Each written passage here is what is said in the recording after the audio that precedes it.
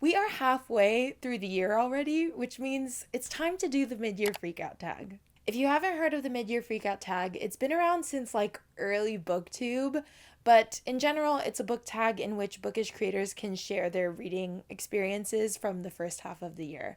So, let's dive into the questions. Question number one is the best book you've read so far, and this one was really easy for me. It's definitely The Ones We're Meant to Find by Joan He. This one is a young adult sci fi set in a future where the Earth is devastated by environmental collapse. The story is told between two sisters' perspectives. C, who is stranded on a deserted island where she struggles to piece together her fragmented memories.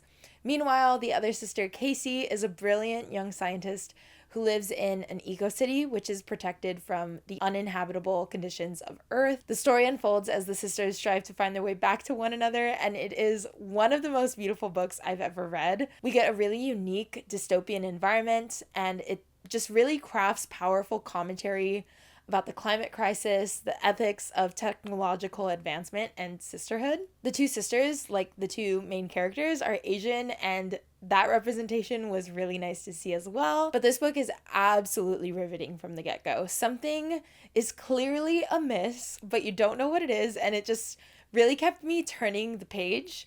The world building overall was perfect. I thought that everything Joan He crafted in the world made sense as a direct consequence of environmental collapse, and I thought it served as really strong commentary on the climate crisis. In my opinion, the execution is masterful. This element of the storytelling is like mostly what made this book so strong because the story unfolds in such a powerful way. It really lends itself to an incredibly cinematic experience, or maybe that's just like the aspiring filmmaker in me. I've seen comments that do not like the ending, but I thought it was brave of the author to let the reins go on the pacing and let the last bits of the story just unravel. For me, it absolutely paid off. I know that's not for everyone, but I thought it was really cinematic feeling.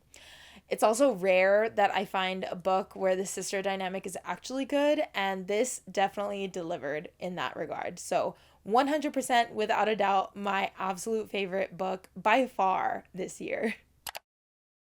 Question number two is the best sequel you've read so far. This one was also very easy. It's definitely Wildcard by Marie Lu. This one is also a young adult sci-fi in which virtual reality has become an integral part of everyday life, and it's largely due to this new technology developed for a video game turned global phenomenon called Warcross. Our main character, Amika Chen, is a bounty hunter with a talent for coding and hacking, and when she accidentally hacks into the largest event in the world, the Warcross Championships, she is thrust into the international spotlight and tasked with the ultimate bounty. The setting is very cyberpunk, and I'm realizing that this book also has very strong themes around the ethics of technological advancement. So I think I'm learning something new about my reading taste. We get a diverse cast of characters, including an Asian American protagonist, which is always fun to see. And while I did read other sequels that I loved this year, this one takes the cake because I actually liked this one better than the first one. The second book turned this duology into a 5-star series for me, which is unprecedented in my reading experience. Part of that is due to the world building being so strong and honestly just really cool. I also felt like this book was also super cinematic, which is like one of the best things about a book. So if you ever decide to pick up this book, you absolutely have to listen to the Tron soundtrack. It was a complete game changer listening to that at the same time. Also, if you enjoy romance in your books, the Warcross duology has a really strong romantic subplot that I thought was like so swoon-worthy. Question number three is a new release you haven't read yet but want to. This one is definitely The Atlas Complex by Olivia Blake. I have been putting this off for way too long, and because this is a sequel, I'll give you a setup of like the first books. That's what I'm going to do throughout this video. I'm not going to give you a synopsis of like the actual book I'm talking about, because in a lot of cases they're part of a series, and obviously I can't spoil any preceding books, so I'm giving you the setups of the series as a whole, and usually that means the first book. But for this one, the first book is The Atlas 6, which is an adult fantasy in the dark academia kind of subgenre. where 6 magicians are contacted to vie for coveted positions within a secret society. Throughout their initiation, they must act as stewards of the Alexandrian library, where they also discover more about their magic. As they compete, the rivalry deepens and the stakes grow deadly, of course. It's like dark academia. I love that this series deals with themes like, with great power comes great responsibility. It offers commentary on ambition and the consequences of chasing power. The dark academia nature of the story means it's got all the core elements. It's got secret societies, a magical library, a magical competition, and, deadly stakes. But can we take a moment to talk about Olivia Blake? Because she is definitely a new favorite author of mine. Not to mention, she's Filipino like me. I was thrilled when I learned this. I also got to meet her at a book festival. I got my book signed by her and she was delightful, which just made me love her even more. The Atlas 6 trilogy features a diverse cast of characters, which is always appreciated, but my greatest takeaway from this series is the incredible writing. I know it's not everyone's cup of tea, but it really opened my eyes to what an author can do in a fantasy book. Her writing in this trilogy is highly philosophical and often abstract and theoretical. The setup and the world building isn't super strong, but it just doesn't need to be because of the nature of the writing. The story is told more with a focus on the characters and the exploration of the human conditions where magic is involved. However, the end of each book still absolutely pops off. This was another instance where the second book managed to be even better than the first. And yeah, read this series. Question number 4 is most anticipated release for the second half of the year. Again, really easy answer. It's definitely The Grandest Game by Jennifer Lynn Barnes. This is the newest book in the Inheritance Game series, which is a young adult mystery series. I already have this on pre-order, so obviously it's my most anticipated release for the second half of the year, considering I don't have any other pre-orders. In the Inheritance Games, Avery Grams unexpectedly inherits a billionaire's fortune, but to keep it, she must move into Hawthorne House, which is the family mansion where she soon discovers a string of puzzles and riddles that the billionaire left behind for her and his 4 grandsons to solve, and soon they find themselves chasing down answers to much larger mysteries, including the mystery of Avery's inheritance. This series gives rags to riches, puzzles and mysteries, wealthy family dynamics, all that stuff. It absolutely scratches the Knives Out, whodunit itch. And even though it's not the most mind-blowing mystery, the story elements are all equal in strength across the board, and they just come together in such perfect harmony that the books are unputdownable. I'm not kidding. The puzzles and the riddles are definitely the stars in this series, and if you're reading for the plot, the Hawthorne brothers are the plot. Question number 5 is biggest disappointment, and it's my biggest disappointment because I've already unhauled this book. I've sold it and shipped it to whoever bought it. This one was Powerless by Lauren Roberts. Powerless is a young adult fantasy romance set in a world where everyone has a magical ability. It was granted by a plague that happened in the past, and anyone who survived it developed powers. Those with powers are elites, and those without are ordinaries, and the king decrees that ordinaries be banished to preserve an elite-only society. Our main character is Peyton. She's obviously an ordinary who survives in the slums. She's faking a mundane psychic ability by being really observant. When she displays impressive combat skills in an altercation in the streets and inadvertently saves the prince, she ends up getting selected to compete in the purging trials, in which usually it's obviously because it's only elites that live here. They all kind of just showcase their powers. And I wanted to love this book. Of course I did. This book has all the makings of being that next best fantasy series. It's got the deadly trials, the enemies to lovers, the oppressive government. Hello, Hunger Games. But that's the problem. So, okay, listen. My suspension of disbelief is a strong suit of mine. So if I'm unable to suspend my disbelief for a book, the plot holes have to be pretty blaring. And There's a lot of discussion online about the copy and paste from like the Red Queen and Hunger Games. I don't disagree with that. However, I think my issue with it lays a little bit more in the fact that so many of the core elements of the story just don't make sense, or just there's not enough there to support it and make it make sense. So for me, one of those things where the games exist to celebrate the powers granted to elites after surviving the purge or the plague. I don't know. I think it's kind of referred to like interchangeably. And even though there's a rule that killing is not permitted, it's explicitly stated in the book that there's a rule that killing is not permitted in the trials. The trials are known, I guess, locally as deadly. Like everyone just knows people die in this competition. So, yeah, the competitors are known to kill each other, and this just goes without consequence. And to top all of that off, who are competing in these trials? The best, brightest, and strongest elites. Oh, and like their youth. So it's like the next generation of like the best elites. So yeah, I mean, considering the king's goal is to like preserve an elite only society, I just didn't think it made a lot of sense. Not to mention it's youth being put in the competition, but that also includes both crown princes.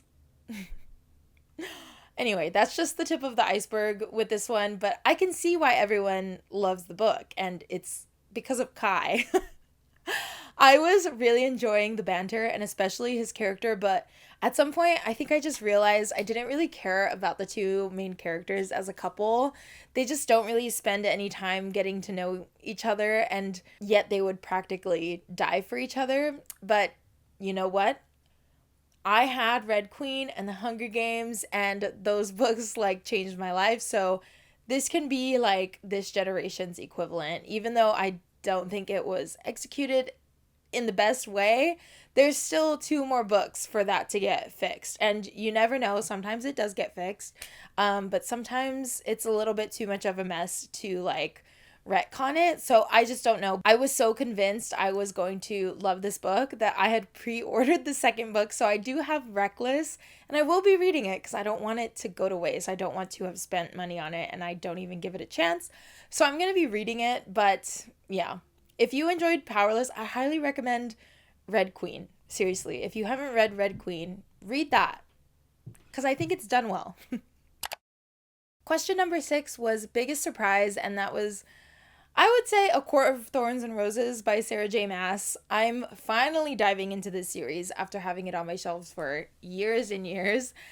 This is a new adult fantasy romance that has obviously taken the world by storm. But to give you a synopsis, in case you haven't heard the synopsis and still haven't read this, the setup follows Feyre, who comes from a fallen noble family who lost their fortune, and she must now provide food for her family by like hunting in the woods. So one day she accidentally kills a wolf, or well, she intentionally killed the wolf, but she didn't realize it would turn out to be a fairy. So her punishment for this crime is to live out the rest of her life in the fairy realm called Prithian. ACOTAR is a Beauty and the Beast retelling with fae and like court politics, so it's got good elements there. But mostly I was surprised that this book is so popular given how mediocre the first book is. There wasn't that much going for it. I wasn't really rooting for Feyre and Tamlin, and it wasn't until the very, very end that the plot really picks up. But according to some of my coworkers who are huge fans of this series, the first book is like the entry price. And I hear this all the time, and I see it in people's rankings. The second book is often people's favorite, so I'm going to wait till I get through that one to decide how I feel about the series. And I'm not going to lie, I really hope I love this as much as everyone else does. But overall, I'm excited to continue reading. Question number 7 is favorite new author. This one took some thinking, but definitely it's going to be Marie Lu. I've read 4 of her books this year alone. Prior to this year, I hadn't read any Marie Lu, and I think I read her books in a pretty unconventional order. I've read 4 of her books so far. The Sky Hunter duology I read first, and the Warcross duology I read after that. And as soon as I picked up Sky Hunter, it was noticeably leagues apart from other YA fantasy I've read, but it had some plot elements that just kind of put me off, so I wasn't the biggest fan. But Warcross, that was an all-time favorite. So my takeaway is that Marie Lu is like a consistently great author. So I'm excited to read more of her work, and thankfully she's got plenty. I got to attend a book signing also. It was like an author event at Barnes & Noble a few weeks ago for the release of her newest book. It's like a new duology she's doing. The first one is called Stars and Smoke, and the second one is Icon and Inferno. And it was just really inspiring listening to her speak on her writing process. And yeah, I have that new series, so I'll probably jump into that one next. But I also just picked up the first book in the Legend series, which she confirmed she thinks of as connected to like Warcross, and I forgot what else. Question number 8, newest fictional crush. I don't have one, so. Question number 9, newest favorite character. This one took some thinking because this one is kind of a favorite character in the more unconventional way, but that character is Kay from The Ones We're Meant to Find. I can't say too much about why I love her because her character arc and the discovery is part of the experience, but her character is one that I've never seen in a book, but especially in YA. I would say especially in YA. And the execution of her arc was amazing. It's a big reason why that book was a favorite of the year, but yeah, I really can't say much. Blade Breaker by Victoria Aveyard. She never lets me down. This is a young adult fantasy. The synopsis is that our main character, Karain Ann Amarat, is the last of an ancient lineage with the power to stop her uncle, who is tearing open portals to other realms to introduce utter destruction.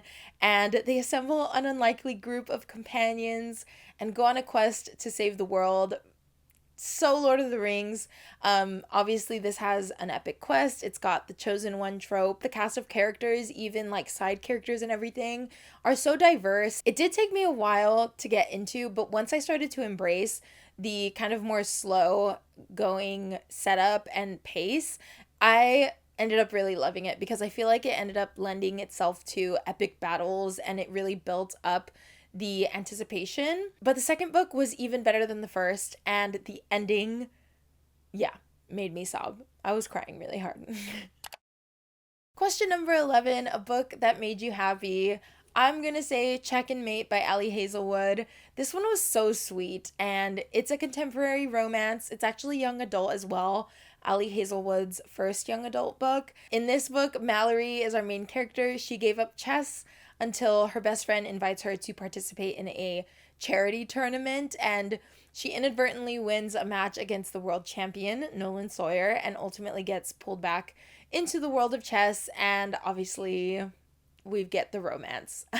This one does have like rivals to lovers because of the whole chess element of the story, and it was just really sweet. I really liked this one. Question number 12 is most beautiful book you bought or were gifted, and for me it was Garden of the Cursed. I bought this one. This one is Garden of the Cursed by Katie Rose Poole. It's a young adult fantasy in which our main character, Marlo Briggs, is a curse breaker with a knack for solving cases, but the mystery of her mother's disappearance is one that still haunts her. She accepts a case that enables her to find the answers she seeks by pretending to be in love with a noble to gain entry into a deadly society. And it sounds like we get fake dating in this one, which is always fun. And obviously solving mysteries is really fun too. Question 13, and I'm pretty sure this is the last question. Books to read before the end of the year. I'm going to rapid fire the first few because I've already given kind of a synopsis for the series. So the first one is Fatebreaker by Victoria Aveyard. This is the last in the Realmbreaker series, and I've been avoiding this a little. The Atlas Complex, which I mentioned already, also been putting this one off. Really need to read it. One that I haven't mentioned yet is the Divine Rivals duology, though. I absolutely need to read Ruthless Vows by Rebecca Ross. This is the second book in the Divine Rivals duology. To give you a synopsis of the first book, it's a young adult fantasy, and it's takes place in a fantasy world where the society is participating in a war between the gods, and two rival journalists are connected through their magical typewriters. This has gods, it's got rivals to lovers, obviously, with the journalism element of it. It's definitely a beautiful love story, and beautiful is like the perfect word to describe it. And it was a favorite of mine last year. It was like tied with Fourth Wing. I really loved Fourth Wing. The romance in this is just so swoon worthy. I had butterflies the whole time reading it, which I don't think I've ever experienced in a book prior to Divine Rivals. Oh my gosh. And I love the wartime journalism element. It's just the perfect backdrop of the story, and all of it combined just makes such a beautiful, emotional, moving story. Absolute love, and I need to get to this. And lastly, I'm including this one because it's embarrassing that I haven't read it yet. That is Rule of Wolves by Leigh Bardugo. This is the last book so far in the Grishaverse. Leigh Bardugo has said it's probably going to be the last book, but I've also heard her say, potentially she'll write more. This is a spin-off series directly off of the Shadow and Bone trilogy. So I'll give you a setup to Shadow and Bone. It is a young adult fantasy, all of them are, and it's set in a Russia-inspired fantasy world following our main character, Alina Starkov, who discovers she possesses a singular magical ability to summon sunlight, and this could be the power that takes down the Shadowfold, a dark expanse that divides the country in two. The magic in this series is really cool, or in this world, I guess. It's kind of like elemental based almost, and yeah, if you're looking for something like that, definitely pick these up. There's tons of political intrigue. It's very clever in terms of, character motivations, and just like tons of moving parts. And generally, the Shadow and Bone trilogy is very coming of age, and it just works well with the storyline. I enjoyed Shadow and Bone. I am obsessed with Six of Crows. That's like an all-time favorite. And King of Scars just was not my favorite, which is the first book in this duology. But I am eager to see how the Grishaverse gets wrapped up in this one, because a lot of people have the same reaction as I did to King of Scars. Like, people were not super obsessed with it, but people really loved this one. So I'm hoping that's the case for me. That concludes our mid-year freakout tag, and I'm so happy I finally got to do this. I've always wanted to do this. I did get some new favorite books out of the year and some 5 stars in there. So overall, reading is reading. It's fun no matter what, and I'm just glad that I was super consistent this year, because this is the most I've read in a single half of a year. If you're interested in following along on my reading journey, I'll be posting a reading wrap up at the end of each month. So be sure to like, follow, and subscribe. Thank you guys so much for watching, and I will see you guys in the next one. Bye!